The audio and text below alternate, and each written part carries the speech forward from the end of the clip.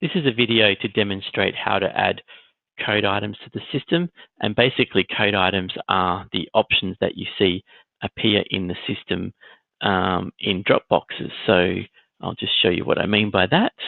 So for example, on the course screen, funding types and fee types and visa types are code items that you can find within the system.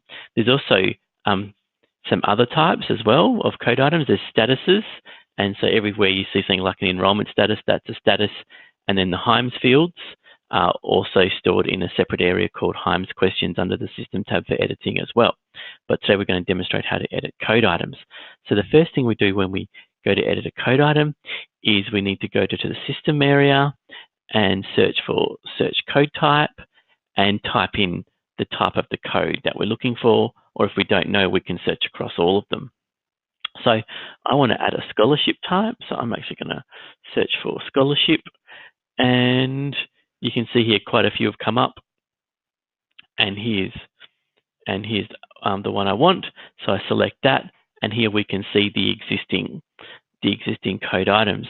So generally what I do when I go to add these ones is I look at the existing ones and I sort of follow the format of what they have done previously. So I want to add one sort of like for family, but maybe instead of family, call it group. So it's a group scholarship. So I'm going to look at how the family one's done, copy that code, and basically add a new one. Now I've just hit add. I basically copy that in there, and I change it to group. And basically, these codes must be kept under 20 characters, but apart from that, you can make them whatever you want. And so now I'm basically just filling out the description and say group scholarship.